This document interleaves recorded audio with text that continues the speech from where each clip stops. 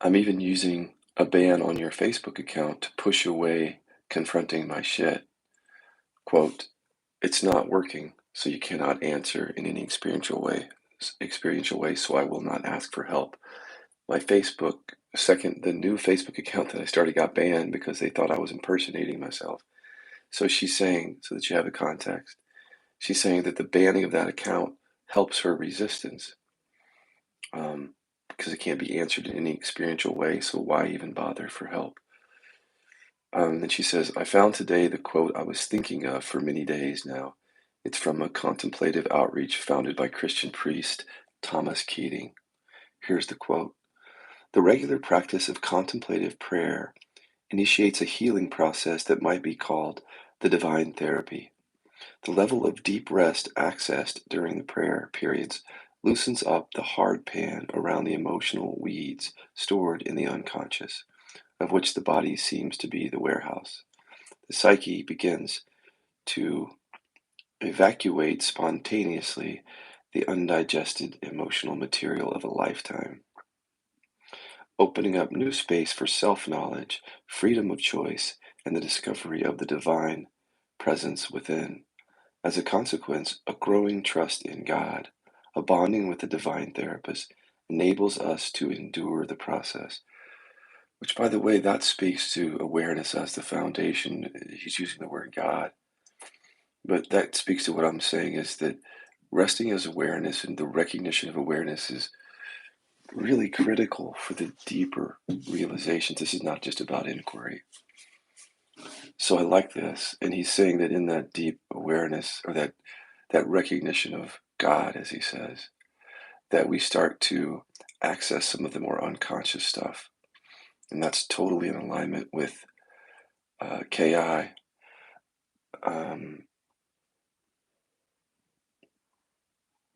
So then she goes on to say, in my experience, the same is going on in satsang, in resting as awareness. So in other words, she's saying the resistance that she is seeing with this work is something that she saw in satsang, if I'm reading this correctly. I was experiencing this many times, that during and after some old stuff was showing up without any connotation with the present situation. So she's speaking of, I think, being in satsang, an old trauma or something comes up. The thing is that although I know and experience that KI is totally powerful, my head is almost constantly searching for evidence to undermine it. I see it happening and I feel frustrated by this, and at the same time, I understand it's part of the process, as you said in Saturday's meeting.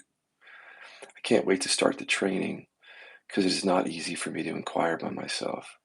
And because of KI, many issues show up recently, and on some of them, I am able to inquire, but on the main ones, which are coming back right now in my life, I experience resistance. Like today, I've got a job proposal from the colleague who replaced me at work for my satsang teacher to come for a weekend to satsang with her and take photos. I felt anxious and did not reply because I don't know if I don't want to do this or I am just scared to do this. So it's the same story I already wrote to you for the first time. I'm so tired of my resistance and inconsistent and irregular work with KI. I have another job proposal and I'm not answering the phone. And just before I start to know KI, I had the exact same situation with photography job offer. I stopped answering the mail.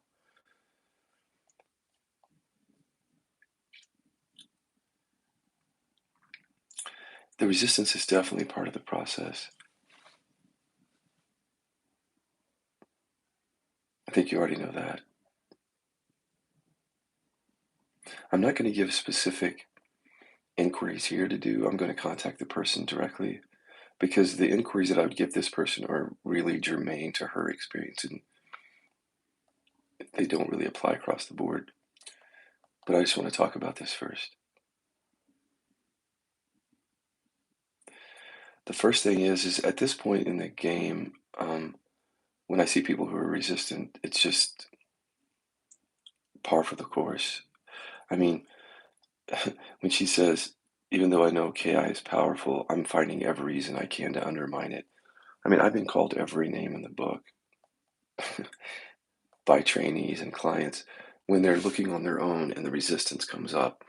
And when resistance comes up, If we're not able to face it, just notice what the mind normally does is it tries to find an external object or the self to blame. So it could be like, you know, the object is the inquiry, or the object is the teacher or the facilitator. And it's kind of like a way to not have to deal with the resistances by putting it on somebody or something else, as if the methodology is the problem or the teacher. And sometimes it is, I guess. There are certain methodologies there. But she's saying that KI is powerful. So for here, it's not really the methodology, it's the resistance. I think she caught on to that. But I think one thing you want to do is challenge the belief system that arises on the forefront and at the front end, which tries the system is sort of like not going to deal with this resistance. We're going to scapegoat that to this to the inquiry. The inquiry becomes the problem, or the teacher, or the facilitator, or whatever else. So you want to catch that in the beginning, because if you don't, you would have just then projected out your resistance onto these objects as a way to not have to deal with it. It's pretty clever, isn't it? So maybe start with just looking at doing some reverse inquiry on I'll give you one reverse inquiry. For example, even though you know KI is powerful, there's a tendency to undermine it now. So just saying this, there's nothing wrong with KI, and looking at it that way will probably bring up those viewpoints for you to see. And then if you clear that, then it comes back down to the real issue, which is the resistance. To me, there's a wisdom in resistance. And I put that title up there before I even knew how to say it. I still don't know how I'm going to say it, but it's more felt. There's a resistance. There's a wisdom in resistance. Because the things that I've been most resistant to are the areas that I find the deepest embodiment in. The really obvious example in my experience, if you've been following my story, is the chronic pain created in part by anger repression. I mean, if there's anybody who wins the competition of king resistor, that would be me. I'll humbly take that, because, I resisted looking at the pain for literally 28 years. Well, back when I was in my 20s, I didn't know how to look at the pain. So can't really put that in there. Those years are not really included. But from the point at which the recognition of awareness happened in my life, from then on, for about 13, maybe 11 years, I resisted going into anger and anger repression. So there was a wisdom in all of that, because what that ultimately showed me when I went into the anger and anger repression is that was an important portal to deepening. That was really critical for me to look at that. But the resistance was there very strongly for years. I mean, I don't even know if you want to call it resistance, just not going there. And so resistance isn't always about fear. There's definitely fear there, but sometimes it's just a shutting out of something, like so you don't even feel the fear. You're just like, no, not going there. But if you pay attention to the areas of your life that you have difficulty bringing awareness to, if you know what those are, those same areas are where you'll find the embodiment. The deeper recognition, the quality of the recognition changes as you go into these areas where there's a lot of resistance, because where there's resistance, there's usually somatic energy. Like there's energy, there's contraction or pain with it. And if you go into inquiry on whatever you're resistant to, you'll start to see the unconscious thoughts even connected to. And then once you see those, you can see the utilities. In other words, I believe this to stay safe. I believe that to get love. Like all of those things come up. And then there's the wisdom, because you're seeing that I wasn't resisting this for no reason. I was resisting this because this contained a core aspect of my ego, my personality, a core aspect of it. So in order for me to continue as that ego, I have to resist that. So for example, making it more specific, in order to show up as a peacemaker in life, as an ego that's a peacemaker, I had to resist the anger and the anger repression. It wasn't just, it was a matter of identity, first and foremost, because I cannot be, you can't, in the mind, it's like you can't be seen as good or peaceful and just be an angry person. So to go to that area would have apparently been very threatening. So it took me a while to get there. But then when I went there, unbelievably freeing and liberating, like beyond measure, beyond words. But I couldn't go there until I was ready. The wisdom is, I think, when there's resistance, and the wisdom only goes so far because you're not actually looking at it yet. And the real wisdom and insight comes when you start looking at it. But there's a wisdom in resistance. If nothing else, it's showing you this is this is the area that will take me. If you can change your language when there's resistance to this job thing, for example, whatever stories are there, can you change your language to say, this is the area that will be most fruitful? If just saying it differently. Like if I go into the job thing, that is actually where the deeper freedom is. Saying it that way helps the mind because the mind just sees scary, threatening, and it's languaging it that way. But if you look at your experience, the deep and painful stuff, when you go into it, is where that freedom really shines through. So your experience, if you've been doing work like this, is very different than what your mind says. So your experience shows you that if you don't resist something and you go into it with awareness, gently allowing and seeing what's there and letting things fall away, your experience shows you a greater depth of freedom or recognition of awareness. That's your experience. But the mind doesn't really care about that. It cares about protecting itself as the master, the identity. So it'll say even despite all those experiences, when it's experiencing new resistance, it'll forget all that and tell a story that this is going to be really scary. Or it won't even let you see the benefit of it. It'll show you the fear. It'll turn you away from it. But if you look to your experience, you'll see that that's not really what's going on here. That this area that you're resisting is actually a doorway into a deeper freedom. Your mind is telling you something other than that. Your experience tells you the truth of it, what actually happens.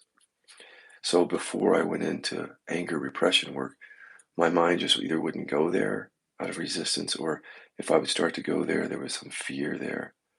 So the mind was saying, whatever it was saying, is like, that's too scary, or I don't want to do that. But see, looking back at my experience, had I done that, which apparently I didn't, that's why I'm inviting you to do it.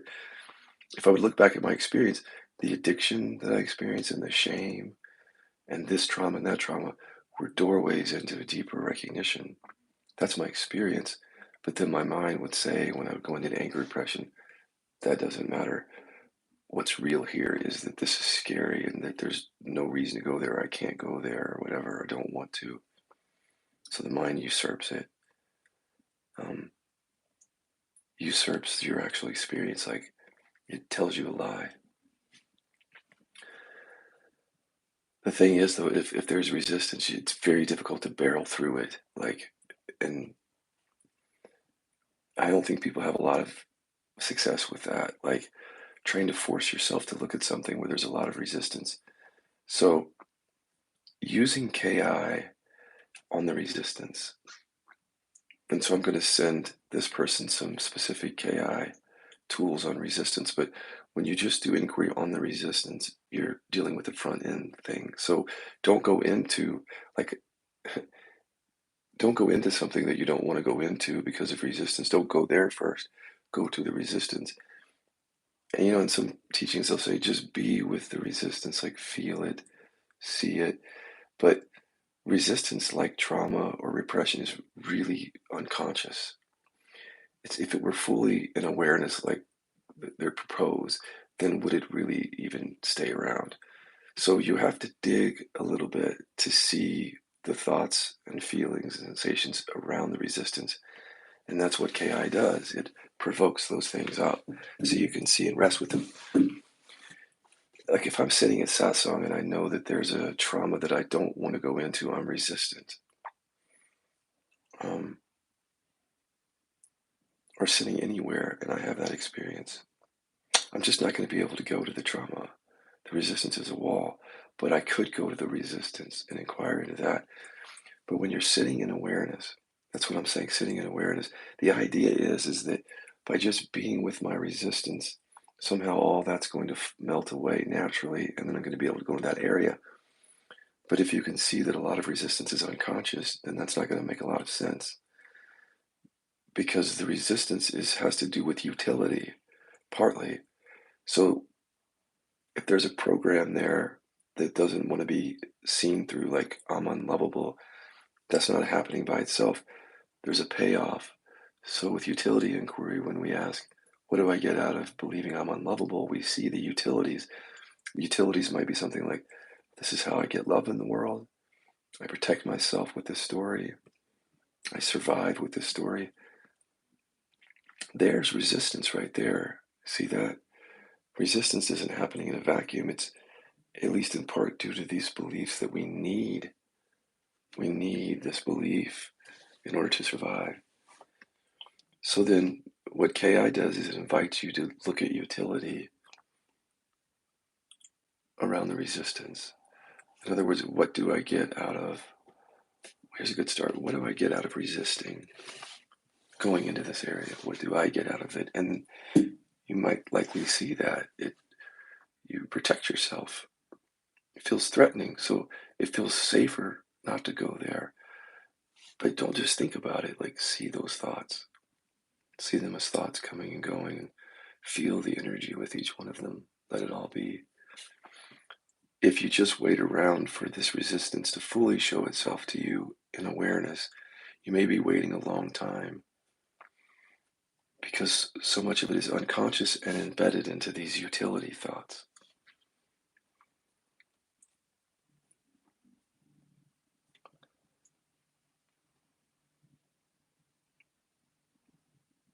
Challenge your beliefs around the resistance.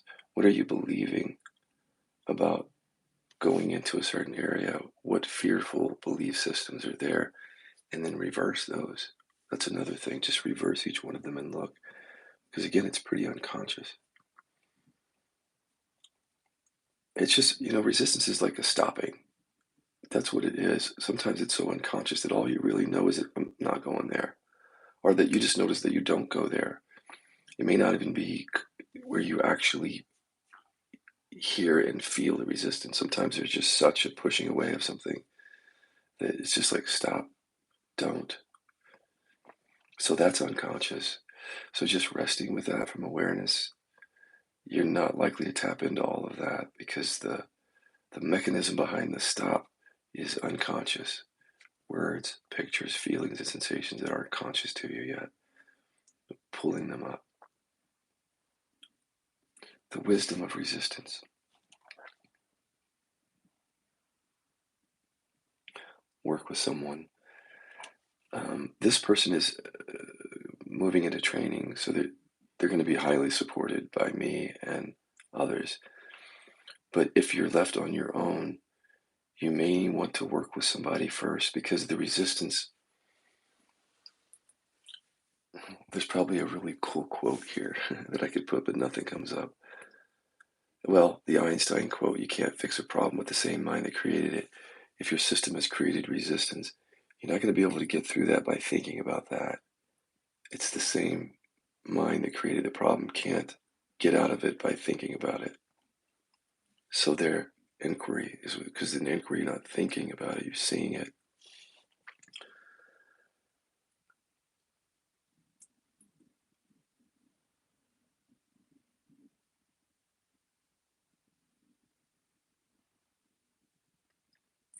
There's more wisdom in resistance because, as this person mentioned, there's something in her interior experience that she's finding resistance to.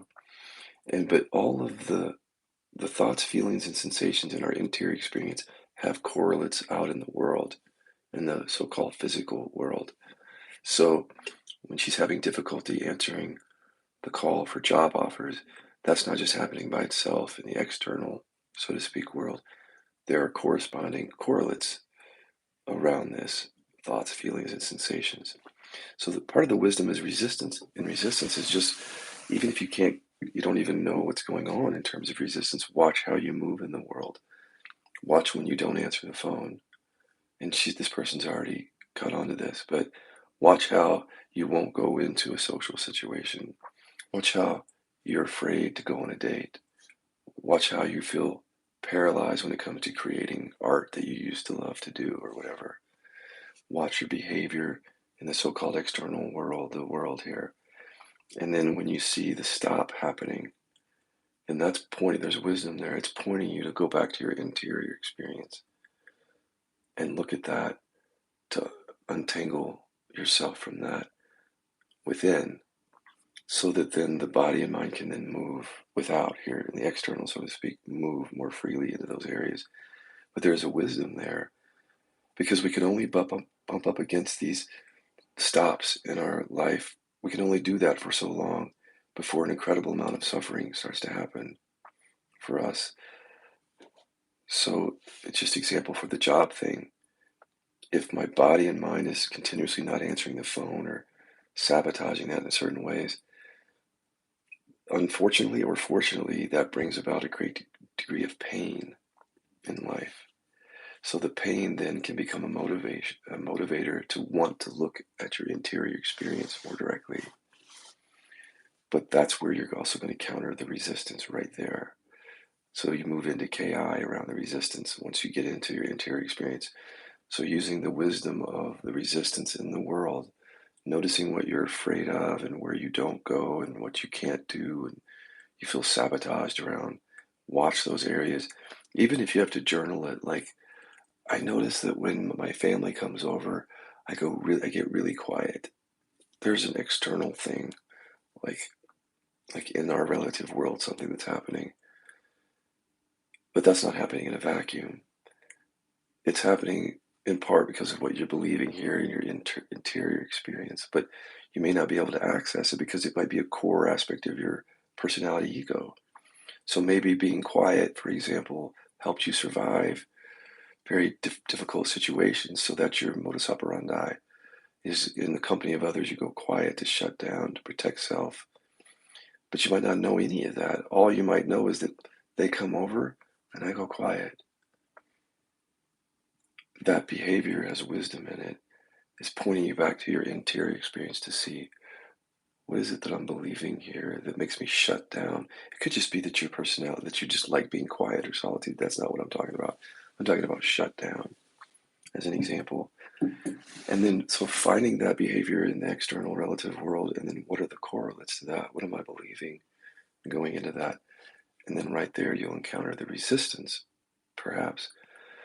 But there's a wisdom in that too, because as you see that, oh, yeah, I can continue to resist this, but then there are consequences in the external world. Like I'm going to continue to suffer in quietness, for example, or in anger repression or trauma response. And the suffering is just going to continue or amp up until the pain is so great that the resistance falls away. So let me talk about that for a second.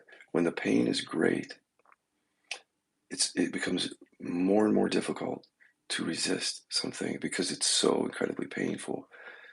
So although I resisted anger and anger repression to looking at that, welcoming that, opening to that, I just kept doing it, and the consequences got stronger and stronger.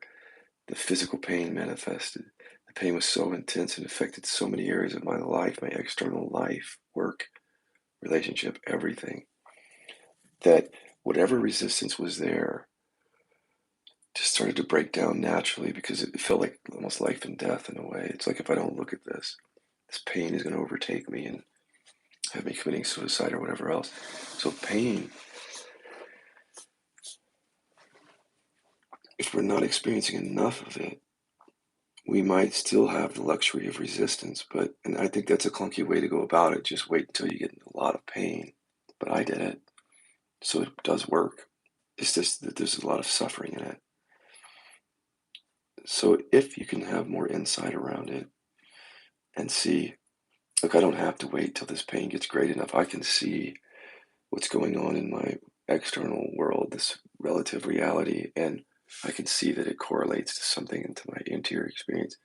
And then that wisdom, if you really see it and you know that pain is coming, because that's what happens when we recognize a belief system or something, but we don't do anything about it, it's already creating some level of suffering. By ignoring it, you know that it could get much worse and even manifest as illness or chronic pain, as science is telling us. So there could be a wisdom in saying, I'm not going to wait for that to come to a head.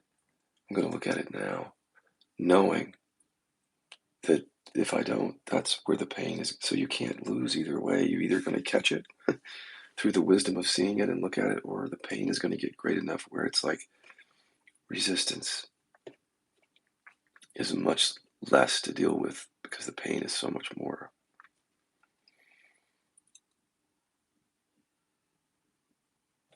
Let's see what else is here on her question.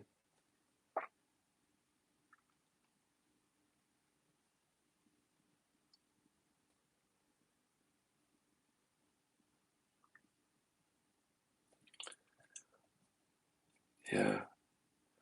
It's almost like in a situation where you, with this job offer thing, where you're not answering the phone or there's this block.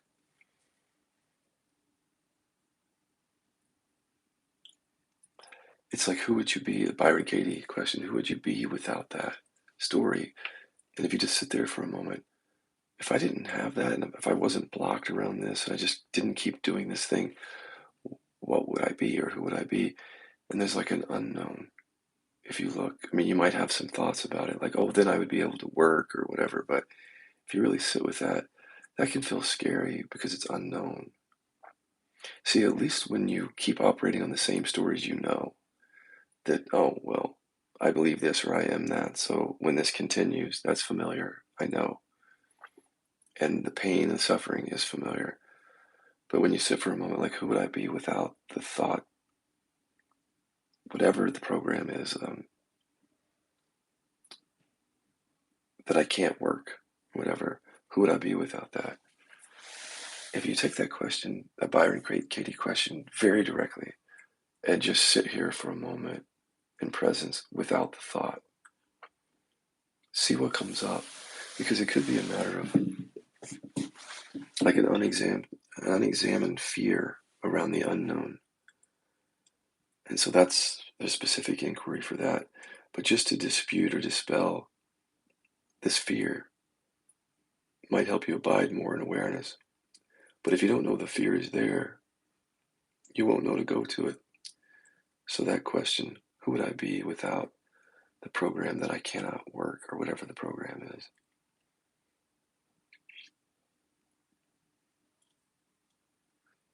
See what that brings up in the body or the mind. If you sat here right now without a clue as to what's going to happen in the future, for example, because you've been operating in a very predictable way, like this program around the job, what if that wasn't there? And now the future is unknown. See what I mean? Standing here as the future is unknown. It's like, where did I go? Where's that me? There for a second. And then, because that's scary, here it comes again. The same familiar pattern. So there's wisdom in that because that's even pointing to awakening. It's pointing you to rest in the unknown and look at this as it comes up. Mostly I want to say I'm taking a few spots in training this month. And this person mentioned that she's going to be in training soon. I think inevitably with KI, we do bump up against things that we're resistant to because we're accessing things that are unconscious. Just like Thomas Keating, Father Thomas Keating said, as we're resting as awareness with a certain skill level, we're going to be able to pull up the unconscious stuff. So KI is like a bunch of really sharp tools to make that happen. So as you start doing it on your own, that's going to happen. You're going to be accessing things that you couldn't access before with also a greater depth of freedom from that than you had before because you couldn't access those things. But inevitably, you're going to run into those very core programs that are based in survival, psychological survival, not physical. Like, I have to believe that no one listens to me. I have to believe that I'm all alone or whatever in order to survive. By doing KI, you uncover, you unpack the things that you're able to look at without much resistance. And then as the layers dissolve, there's like core. And then that's usually where the resistance starts happening when you hit that core thing, because that core thing is so embedded into who you think you are. So training is a way to be supported by me and by the other facilitator trainees. I have facilitators working with me, but also trainees. So you're in a supportive environment.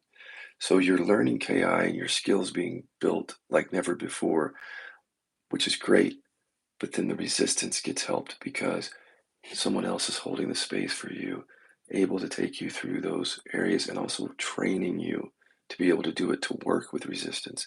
So she's doing a good thing here by getting into training. But you can see how you might be out there listening. Let's talk about that for a second. I know that when I get on YouTube, there's a certain subset of you all that are just going like this, resonating, because you tell me, like, I'm resonating with what you're saying, resonating. I also know there's a group of people out there who are, in one way or another, either turning me off or turning away from this message, meeting resistance, finding it, and maybe not even knowing that it's resistance that makes you turn away from it. And all that's fine too, but the point is that when you come more fully into the process and training, if that's resistance that you're encountering, that can get broken down. If you're turning away from what I'm saying, make sure that it's not because what I'm saying resonates with you, but on a very unconscious level. If you turn away because you're bored of these conversations, that's one thing. Look for resistance there too. If you're turning away because the way that I'm speaking about non duality doesn't resonate, that's fine. But if you're turning away, if you feel some energy in the turning away, that can be explored because that energy is not happening for no reason. And if you were really disinterested, you wouldn't have all that energy around it. So if you're coming to these videos and you're feeling that resistance, there's wisdom in that because it's really, in a sense, the wisdom is the resistance is saying, he's talking about something that is creating suffering in my life, but I'm not willing to go there. That's scary. And yet that none of that might even be conscious. What you might hear yourself saying is like, oh, I wish he would do this, or I wish he would stop talking about that. I don't even know what he's talking about. I don't resonate with that. All that energy. See? So I've been made into an enemy over and over and over again by people, but I know what it is. Most of the time it's the resistance to the work. So they scapegoat me, they scapegoat the inquiry. It doesn't affect me. If it does, I look at it.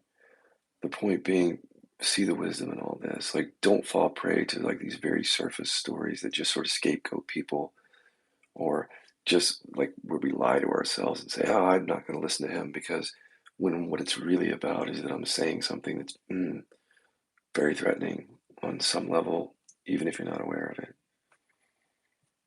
Because I mean, like, I'm inviting people to come out of anger, repression, like, thanks, but no thanks, because that has served me well. Or let's go look at that trauma that you've been hiding away for years that's actually getting in the way of your abiding in awareness. And it's like, no, I'm not going to do that. No interest in that. So just pay attention. There's wisdom in all this.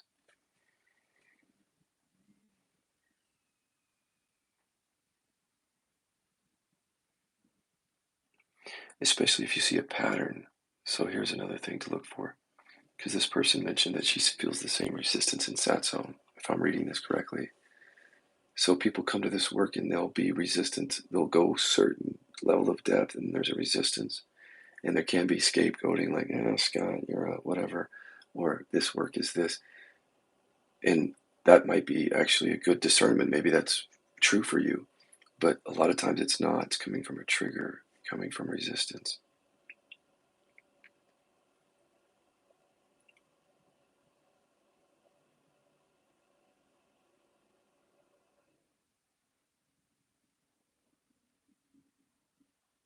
I guess if you hear nothing else on this one, just hear this. Resistance is pointing to greater depth of freedom. That's what it's ultimately pointing to. It seems like it's pointing to just something you're afraid of, but it's actually pointing to a deeper recognition. You just maybe not can't see it.